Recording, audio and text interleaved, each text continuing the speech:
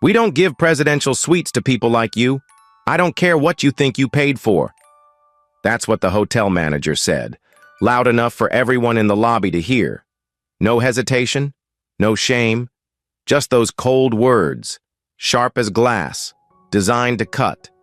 And in that moment, a 70-year-old black woman stood frozen, humiliated in front of a dozen strangers. She wasn't asking for anything more than the room her daughter had booked, paid for in advance. But to them, she was just a problem, just another body that didn't look like it belonged in luxury.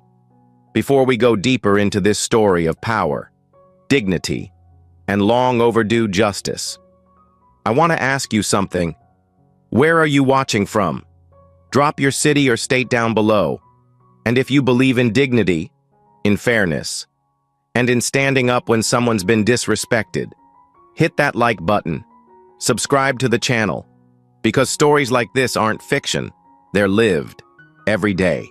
And now, let me take you back to the moment it all began. It was just after 3 p.m. on a warm Thursday afternoon in Manhattan. The summer light spilled through the tall glass of the Luxa Vista Hotel, one of those places where the ceilings seemed to reach the clouds, and everything smelled like fresh orchids and old money. That kind of hotel, the kind where everyone whispers and walks like they have somewhere important to be, the kind that's built on image and assumption. Dr. Naomi Ellis, 43 years old, walked in through the main entrance like she belonged there, because she did. Her posture was perfect. Her heels didn't click. They landed, confident, precise. She wore a black blazer over a soft cream blouse, dark tailored pants, and a watch that said Silent Power. Her hair was pulled back in a low twist, understated but elegant. But it wasn't just Naomi who drew eyes. It was the woman beside her. Her mother, Diane Ellis, 70, retired schoolteacher, proud posture, soft eyes. She wore a pearl-colored dress that fell below the knee, simple black flats, and a small leather purse over her shoulder.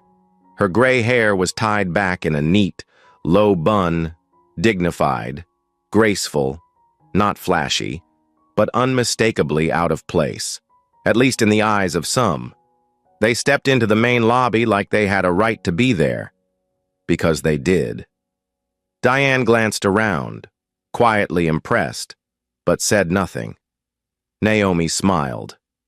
"You sure you're comfortable here, Mom?" she asked softly, nudging her with a warm elbow. Diane gave her daughter a sideways glance. "Naomi, I used to clean hotel lobbies like this when you were still in pigtails.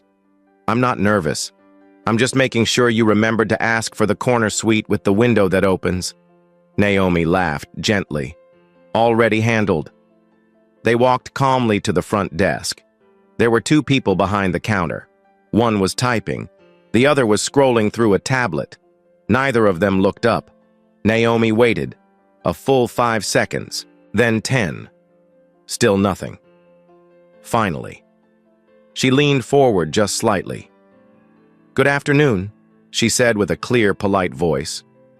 "We have a reservation. Presidential suite. Name's Naomi Ellis." The woman at the desk, young, white, mid-30s, dark red lipstick, glanced up, then back down at the computer. She said nothing, not even a nod. Then, without a word, she stood and disappeared into the back office. Naomi blinked, surprised, but kept her voice level. She turned slightly to Diane. "That was odd." Her mother gave a slow nod, lips pressed together. "Not the first time I've been ignored at a desk," she said under her breath. 3 minutes passed. Then the woman returned. But this time, she wasn't alone.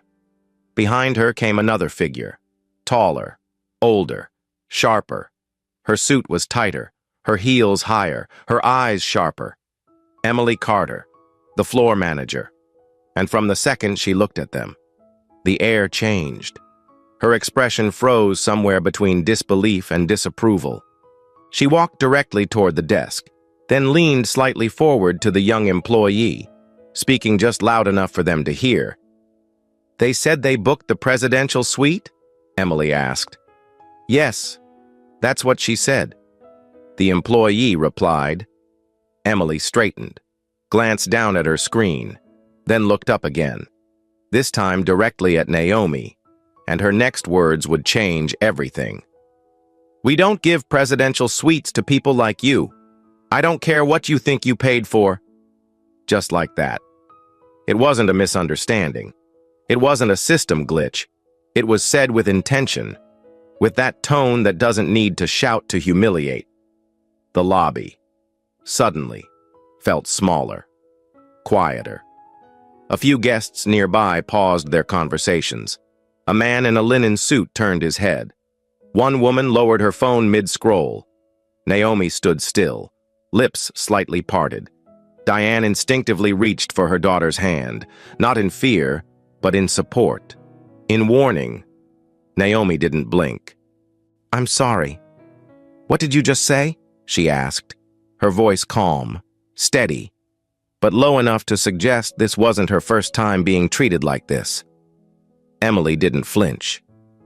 I said, she repeated, your kind of reservation doesn't come through this hotel.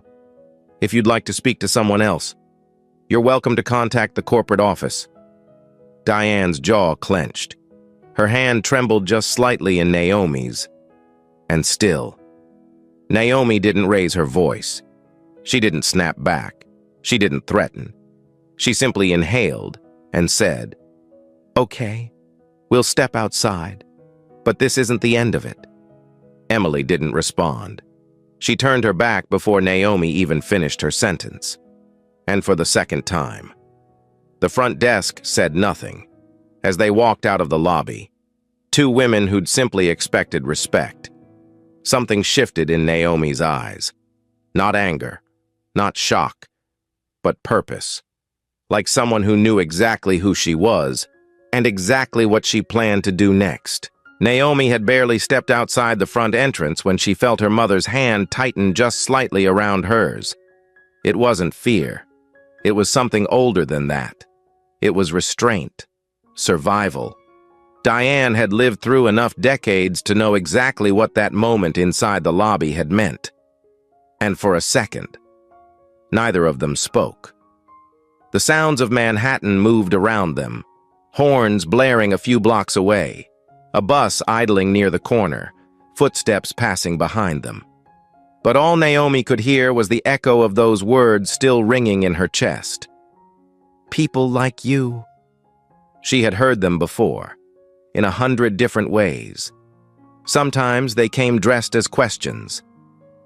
Are you sure you belong in this line? Sometimes as compliments. You speak so well. And sometimes, like today, they didn't bother to pretend. Naomi blinked slowly, grounding herself. You okay? She asked, looking over at Diane. Her mother nodded, but she wasn't looking at her daughter.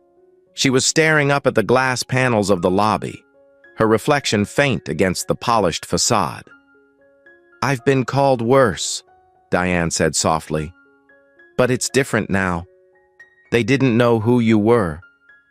Naomi exhaled through her nose. Exactly. She opened her purse, pulled out her phone, and started typing. Her fingers moved with calm precision. 3 names, 3 numbers. 1 to legal, 1 to PR, 1 to corporate security. She wasn't going to scream. She didn't need to. That's the thing about power. You don't have to raise your voice when you already own the building. Inside. The mood at the front desk had shifted, though no one was quite sure why. The manager, Emily Carter, was walking back to her office, unaware that a storm was already forming behind her. The front desk clerk, Nicole, glanced up once more through the lobby window and saw Naomi standing just outside. Still there, not causing a scene, just waiting. Calmly. Purposefully, and that was somehow more unnerving than shouting. Guests nearby returned to their drinks and conversations, but an unease lingered. You could feel it in the air, like a light hum before thunder. Outside. Naomi tapped the screen one last time and held the phone to her ear. "Renee," she said quietly when the line picked up. "I need you to connect me with Sarah Chen at Legal." "Yes. Now. And I want Michael from HR on standby in the next 15. We've got a situation at Lux Vista, Manhattan." She didn't need to explain. Renee had worked with her long enough to read between the lines. Naomi ended the call, then turned to her mother again. "We're not leaving. I want you to sit in the car. Stay cool. This won't take long." Diane gave her a long look, half worried, half proud. "I raised you to fight with your mind, not your temper," she said. "Just remember, they don't expect you to come back." Naomi gave a small smile. "That's the beauty of it." Meanwhile, back in the lobby, a woman near the fireplace had started whispering to her husband. "That woman, wasn't she on Forbes last year? Naomi Ellis, right?" Her husband shrugged, but she wasn't the only one starting to put the pieces together. A young bellhop at the far end of the counter leaned in toward Nicole. Was that her, the tech founder, with the chain of hotels? Nicole looked pale. No, couldn't be. She wouldn't show up without security or press. But even as she said it, she wasn't sure. Something about Naomi's eyes had unsettled her. Something about the way she left without raising her voice made her stomach turn. And then, it happened. A black Mercedes S-Class glided to a stop out front. The doors opened. First the driver, then two women in dark suits stepped out, followed by a man in a crisp charcoal blazer with a silver tablet in hand. They weren't tourists, they weren't guests, and they weren't smiling. Within moments, Naomi stepped out behind them, calm as ever. The staff behind the desk froze. Emily, sipping espresso behind a half-closed door, didn't see them enter. Naomi didn't wait. She walked through the center of the lobby like it was hers. Because, in a way, it was not the building itself, but the values it was supposed to stand for. Respect, dignity, excellence. She had spent years building that reputation, investing in it. And today, that image had been shattered. Because her mother didn't look the part. Her heels clicked once, then twice. Before she stopped in front of the front desk, Nicole stood stiffly. The room went quiet. Naomi opened her mouth. But before she could speak, a voice called from behind the desk. "Ma'am, I'm going to have to ask." But Naomi raised one finger. She wasn't asking for permission. "My name is Dr. Naomi Ellis," she said, clearly and calmly. "I am the founder and majority shareholder of Lux Vista International. This hotel is part of my private portfolio. I booked the presidential suite under my name 2 weeks ago." She turned slightly, gesturing toward the assistant now standing beside her. "This is Melissa Green, head of internal operations. She is here to conduct an immediate investigation into a breach of hospitality protocol, staff behavior, and discriminatory practices." The air went still. Nicole's mouth parted, as if to speak, but no sound came out. A few guests nearby lowered their phones, unsure whether to record or stay out of it. Diane remained in the car, watching quietly through the tinted window, her hands folded in her lap. She wasn't angry. She wasn't surprised. She had seen too much over the years to be either. But what she hadn't seen, until now, was the way her daughter moved through the world. Quiet strength, absolute control, and unshakable purpose. Inside the lobby, the walls were still bright, the orchids still fresh, the piano music still playing softly in the background. But the mood had shifted, the energy had changed, and the people who just moments ago thought they knew who belonged and who didn't, suddenly weren't so sure. Naomi didn't need to shout. She didn't need to prove anything. All she had to do was show up. It all happened in less than a minute. But for Diane Ellis, time seemed to slow down. From her seat in the car just outside the grand glass entrance, she watched as her daughter stood firmly inside the lobby of a hotel that had moments ago turned them away. The same hotel she had helped finance through silent investments and early startup capital. The very vision she had watched Naomi build from late-night calls to international boardrooms. And yet, none of that mattered to the staff who had just labeled them as not the type. Inside, the marble lobby was still buzzing quietly, but eyes were beginning to turn. It wasn't just curiosity now, it was tension, the kind you feel in your chest before a storm breaks open. Naomi stood tall, flanked by her internal operations officer and legal counsel, their presence silent but commanding.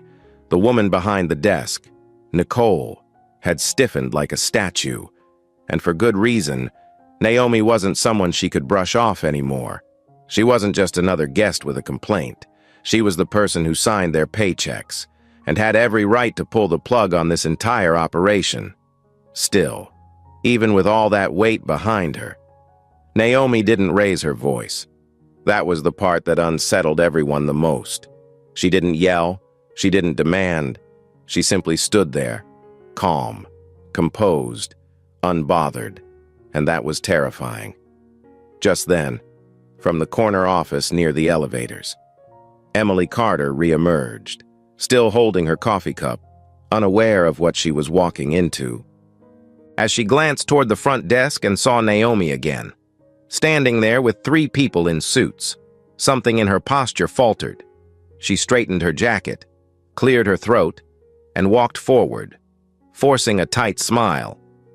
"Dr. Ellis," she said, trying to smooth the edges of her tone. "I believe there's been some sort of misunderstanding." But Naomi cut in gently, never looking away. "Yes, there's been a misunderstanding. You misunderstood who you were speaking to, and more importantly, who you were humiliating, in front of a dozen guests, without so much as a second glance." Emily's smile flickered, fading like cheap makeup in the rain. "Of course," she started. "If you'd like to be rebooked." "Rebooked?" Naomi repeated, one eyebrow raised. "You think this is about a room?" Her voice didn't crack. Her tone didn't change, but the words carried weight. You could feel it. People nearby were no longer pretending not to listen. A man who had been reading a newspaper now stared openly. A couple sipping champagne in the lounge had stopped mid-toast. Naomi shifted her weight slightly, then continued. "You didn't just reject a reservation. You rejected a woman who's worked 40 years, raised 3 children, and helped build the very economy you profit from." Her words were measured, slow, but each one hit like a quiet drumbeat. "You didn't just dismiss a guest. You humiliated my mother." That word, mother, hung in the air like a final note in a silent room. Emily swallowed hard. I didn't know." "Exactly," Naomi replied. "And you didn't care to ask." Just then, the hotel's security guard, Mark, approached from the right. Tall, broad, ex-military in posture. He had been the one called to escort Naomi and Diane out earlier. He stopped when he saw Naomi again. This time, no one gave him orders. Naomi didn't even acknowledge him. She didn't need to. His role in this story was already done. Instead, she turned back toward Nicole. "You looked me in the eye and still acted like I was invisible." Nicole's hands trembled slightly, one still resting on the keyboard. I was just following protocol," she murmured. Naomi took a slow breath. "Is that what you call it? Protocol? Is that what Luxa Vista stands for now? Turning away black women because they don't look rich enough?" A sharp inhale cut through the lobby as guests processed the word black. It wasn't whispered. It wasn't hidden behind politeness. Naomi had said it plainly. without shame or filter. And that alone shifted the entire energy of the room. From outside, Diane was still watching, but her eyes had changed. There was no fear left, no pain, just pride, and a kind of quiet vindication that came only when truth steps fully into the light. She reached into her bag, pulled out her glasses, and put them on, like she wanted to see every second of this. Inside, a woman in a blue blouse who'd witnessed everything took out her phone and began recording. Slowly and discreetly. She wasn't the first. 2 more guests had already begun filming from different angles.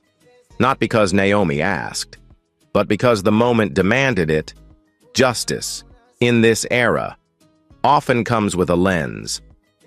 Emily looked around and finally realized the gravity of her mistake.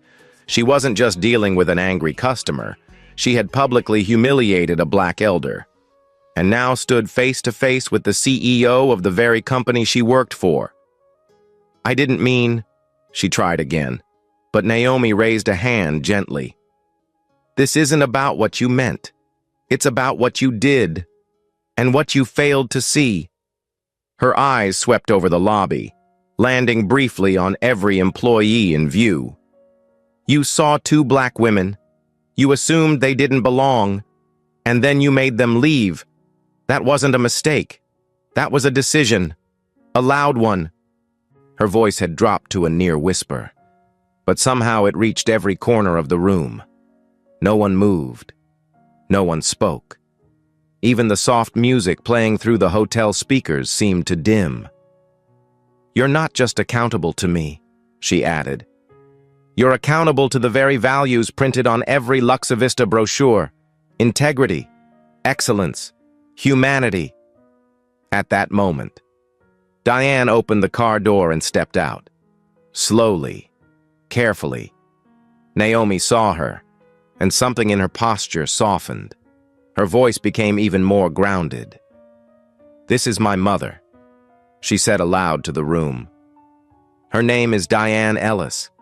She spent 30 years teaching children in schools that never had enough books. She paid off her mortgage early. She never missed a church service.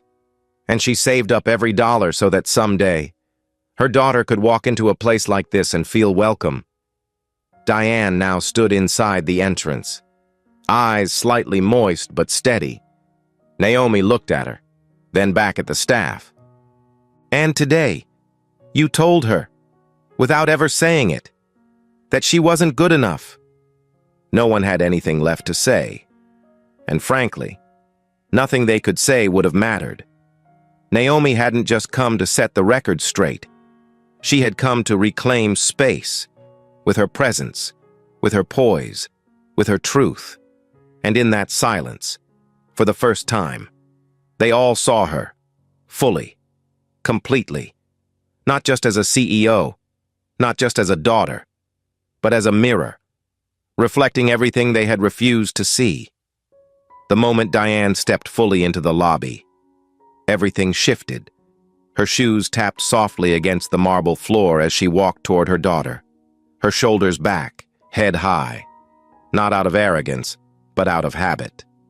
That posture had carried her through decades of struggle, through classrooms where resources were scarce but expectations were high, through grocery stores where she was watched more closely than she was greeted, through churches where faith was the only thing that stayed constant. And now, here she was, standing in the very center of a hotel lobby that had, just 20 minutes ago, turned her away like she was nothing more than background noise.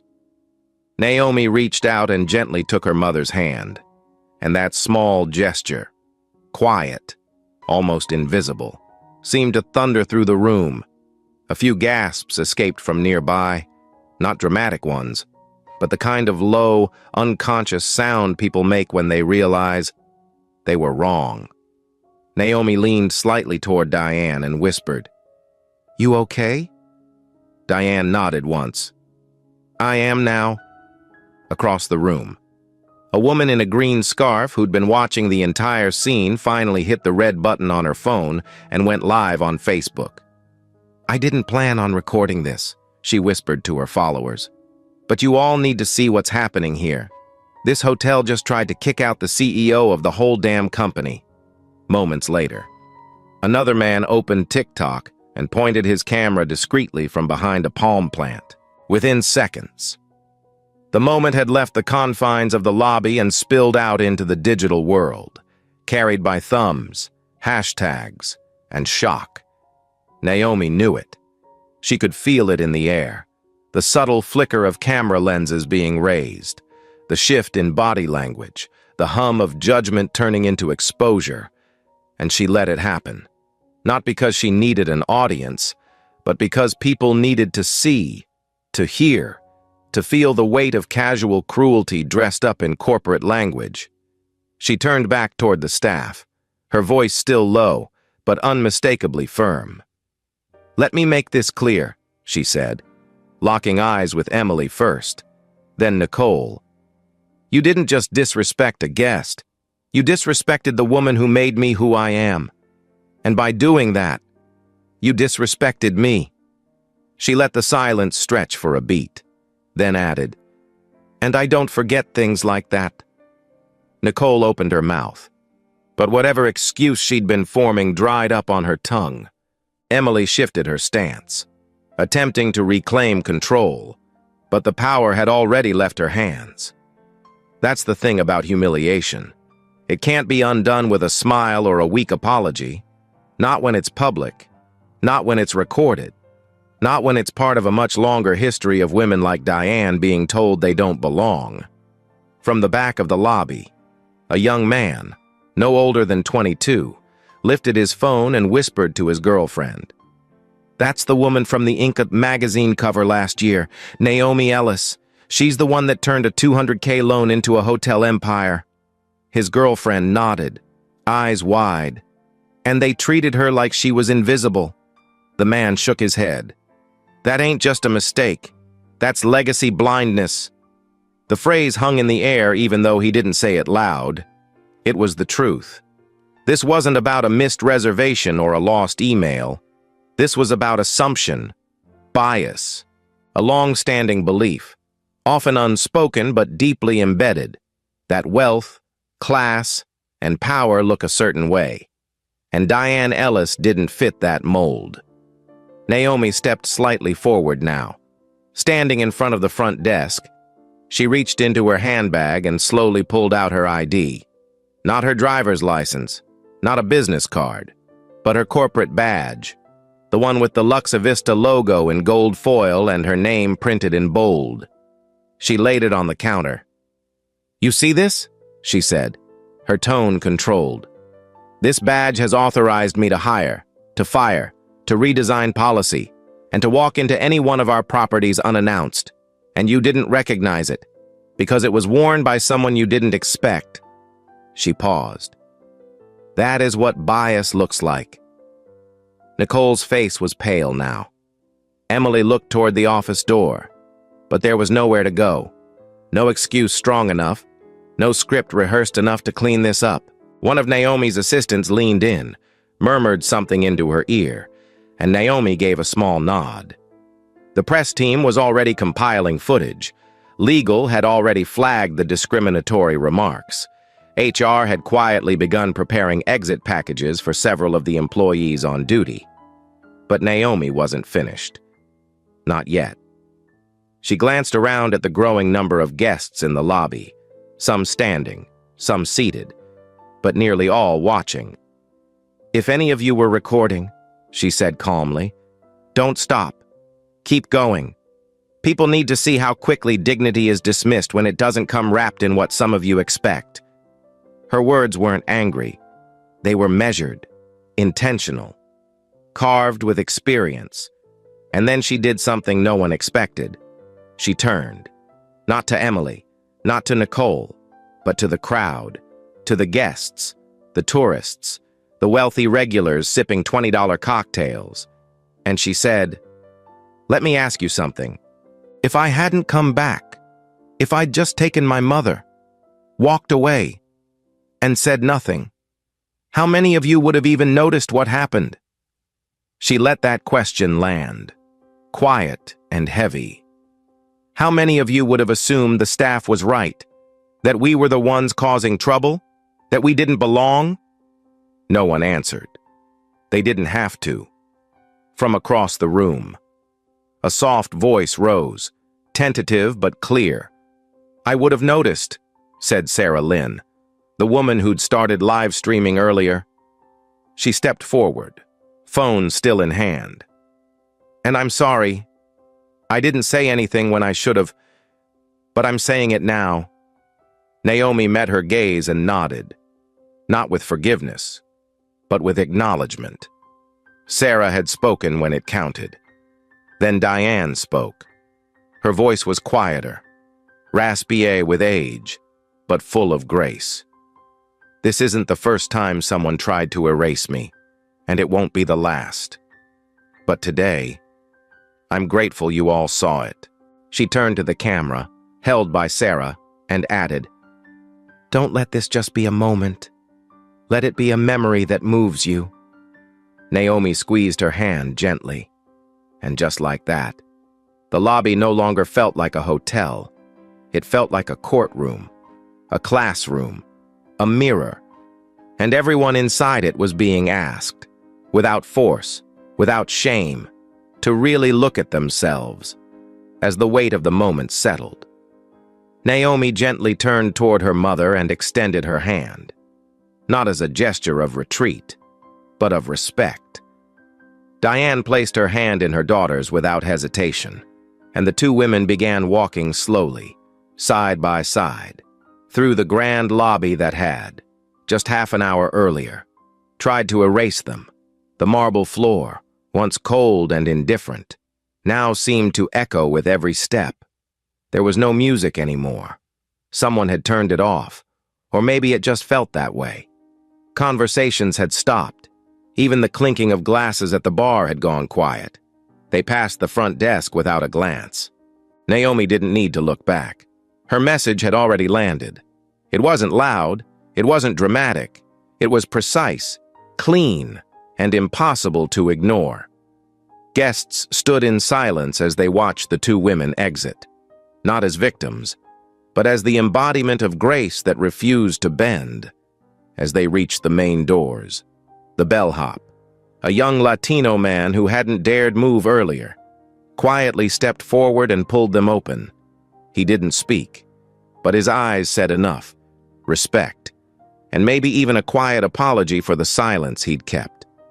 Outside, the city noise welcomed them again, the honk of a yellow cab, the soft rustle of wind down Fifth Avenue, the squeak of sneakers on concrete. Life kept moving. Unaware of what had just unfolded inside, Naomi paused for a moment under the overhang and looked up at the hotel's name etched into stone above the doors. Lux Vista, Manhattan. She took a breath, then looked to Diane. "You all right?" Diane gave a soft smile. "I was fine the minute you walked back in there," she said. "But I'll admit, seeing their faces when you said your name, that felt good." Naomi allowed herself a small laugh. "I try not to enjoy that part too much," she said, though they both knew that wasn't entirely true. Some victories come quietly, others are earned. This one had been both. The black Mercedes pulled up again. The driver stepped out and opened the rear door. Naomi motioned for her mother to go ahead, and Diane eased in, slow but steady. Naomi stood at the curb for a moment longer, her eyes scanning the glass lobby behind them. Emily was still inside, standing stiff near the front desk, frozen in a silence she didn't know how to navigate. Naomi didn't wave, she didn't nod, she just looked, and let that be enough, sliding into the back seat. Naomi closed the door behind her, leaned back, and took a long breath. The engine purred quietly. Diane reached over and rested her hand on her daughter's arm. "You did right," she said softly. "Even if they don't admit it." Naomi nodded. She wasn't looking for their admission. She was preparing for something bigger. She picked up her phone again, scrolling through messages, emails from legal, notes from PR, and a live feed of Sarah Lynn's stream, which was already being reposted across every major social platform. The headline typed across the screen read, "CEO called not the type at her own hotel chain." The comments were exploding. People were angry, some shocked, others not surprised at all. "This happens every day to people who aren't CEOs," one woman wrote. "She just happened to be one that could do something about it." Naomi paused at that one, read it twice. Then she whispered, "Exactly." The car pulled away from the curb, gliding through the late afternoon traffic. Diane sat quietly, watching the city blur past. Naomi was still reading, still thinking, but her mind wasn't on social media. It was on accountability. Not the public kind, the real kind, the kind that changes systems, the kind that costs people their jobs, not out of cruelty, but because dignity has a price. And today, that price had been crossed. "I want full reports on everyone on duty," she said suddenly, speaking into her Bluetooth earpiece. "I want their employee files pulled. I want HR to issue formal termination letters to Emily Carter and Nicole Harris before close of business.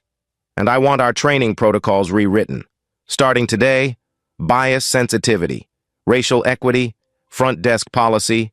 This wasn't a one-time failure. It's systemic, and it ends here." Her voice didn't rise. It didn't need to. It was clear, calm, surgical, the kind of voice that made things happen. Diane turned to look at her daughter, studying her for a long moment. Naomi had always been strong, but this was something else. This was legacy. Not the kind written on paper, but the kind passed down in moments like this. In the way you hold your chin after being insulted, in the way you respond when power is tested, in the way you protect the people who taught you what dignity really means. "I remember when you were 12, Diane said gently, "and you came home crying because your teacher accused you of cheating just because your answers were too good." Naomi smiled without looking up. "You made me rewrite the essay from scratch and turn it in again. Said if I was going to prove them wrong, I had to do it twice." Diane nodded. "And look at you now." The words hung between them, not boastful, just true. The car slowed as it turned onto Madison Avenue. Naomi's office tower loomed ahead, glass and steel against a pale sky. But she didn't look at it. She looked at her mother. "You shouldn't have to go through that," she said quietly. "Not at this stage in your life." Diane shook her head. "Baby, I shouldn't have had to go through it at any stage. But if this world hasn't learned by now, then maybe it's time they learned the hard way." Naomi nodded slowly. The driver pulled up in front of the building, before stepping out. Naomi turned back one last time, staring out the rear window toward the direction of the hotel.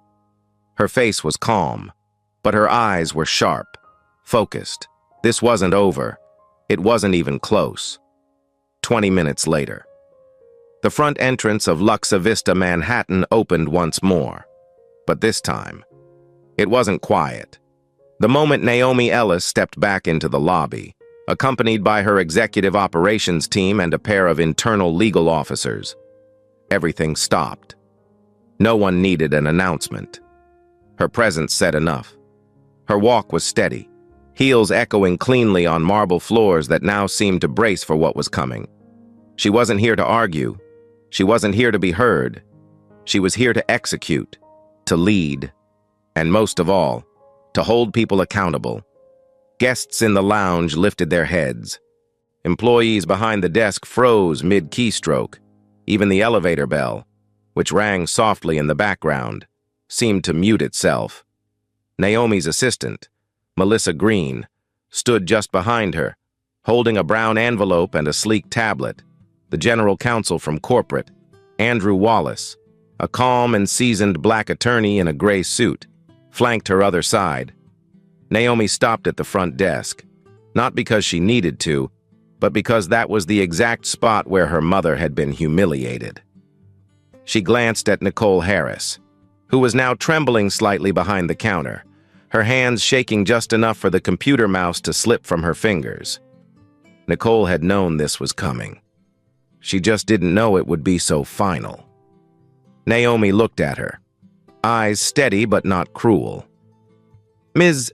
Harris," she said evenly, "your employment with Luxavista International has been terminated, effective immediately." Nicole opened her mouth, but Naomi continued, unfazed. "This decision is not based on emotion. It is based on policy. You failed to verify a valid reservation. You made assumptions based on appearance. You escalated without cause. And you disrespected a guest, who also happens to be the mother of this company's CEO." Melissa quietly slid an envelope across the counter. "This includes your severance and your exit paperwork. You are to collect your personal items under escort from security and vacate the property within the hour." Naomi didn't wait for a response.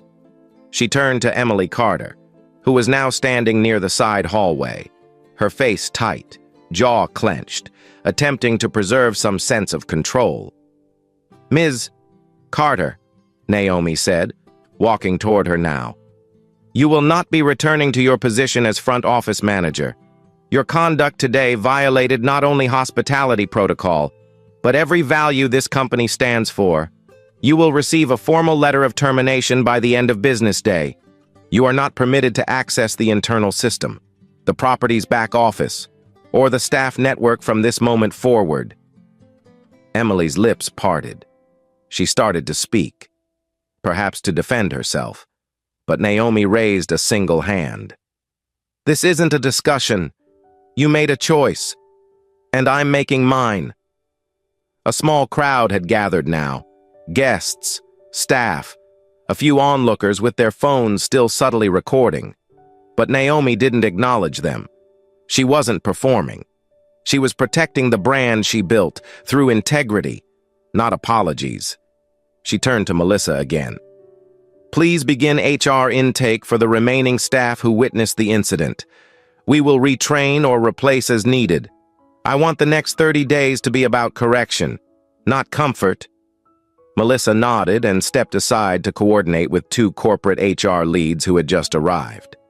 Naomi paused, taking in the lobby with fresh eyes, not as someone being judged, but as someone reclaiming ownership. "This space doesn't just belong to the wealthy," she said softly to no one in particular. "It belongs to those who uphold its values." Then, in one final motion, she walked past the desk, past the elevators, and toward the VIP suite hallway. As she passed a young black concierge near the back wall, someone who had remained quiet the entire time, she offered a brief nod. It wasn't approval. It was a signal. "I saw you. You matter. And we're going to rebuild this place the right way." Later that evening, long after the crowd had cleared and the hotel lobby had returned to its polished quiet, Naomi Ellis stood alone on the balcony of the presidential suite. The same room her mother had been denied just hours earlier now sat behind her. Fresh orchids on the marble table, a handwritten welcome note on the pillow, and 2 glasses of sparkling cider waiting by the window. But Naomi wasn't ready to sit down just yet. She leaned on the railing, looking out over Manhattan as the city lights flickered into the night. The sky was deep gray, and the breeze carried just enough chill to remind her this day had been real. Behind her, Diane stepped out of the room slowly, a soft cashmere shawl draped over her shoulders, her hair down now. She walked up beside her daughter and said nothing for a moment. They just stood there, 2 generations of resilience, breathing in the night air like it was finally theirs. Naomi broke the silence first. "I kept thinking today, what if I hadn't come back? What if I'd just walked away like they wanted me to?" Diane looked at her, smile quiet but firm. "Then they would have won, and they wouldn't have even known it." Naomi nodded slowly. "But this time, they didn't." Diane took her hand gently. "No, this time, They learned. Naomi turned toward her mother then, fully, her voice softer now. You know, I didn't build all this just to be rich. I built it because I was tired of seeing us get turned away, tired of watching you get overlooked. I wanted to create something that couldn't be taken from us the moment we walked through the door. Diane's eyes glistened. And you did, she said. You built a world where we get to stay, where we don't have to prove we belong. We just do. Inside the suite. Naomi's phone buzzed. She didn't move. She didn't need to check it. She already knew what it was. Statements being drafted, policy updates initiated, messages from board members praising her leadership. But this moment wasn't about them. It was about something quieter, something deeper, a reckoning, not with anger, but with clarity. Across town, the live stream had gone viral. Over 3.2 million views in less than 5 hours. The hashtags were spreading. Hashtag dignity is non-negotiable. Hashtag Naomi Ellis. Hashtag this is what bias looks like. But Naomi didn't care about the numbers. She cared about the message. And more importantly, she cared about what came next. Because this wasn't going to end with firings or statements.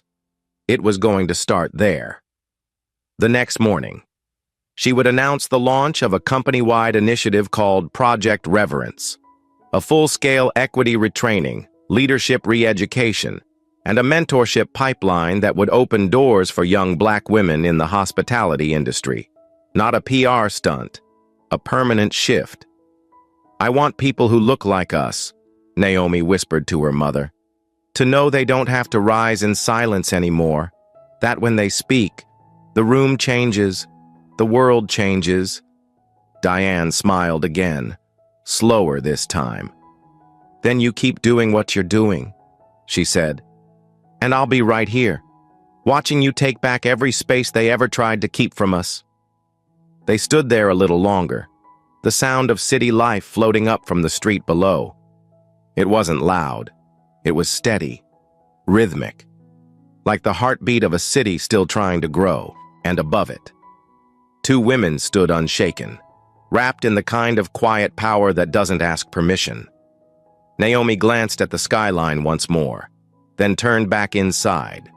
Holding the door open for her mother, Diane walked in, slow but certain. Naomi followed, her steps sure and steady. The suite door closed behind them, not on the day, but on a chapter, and in its place. Something new was beginning, not revenge, not headlines, but legacy. If this story moves you, don't forget to like the video, subscribe to the channel, and share it with someone who still believes respect should never depend on appearance. Until next time, stand tall, speak the truth, and never forget who you are.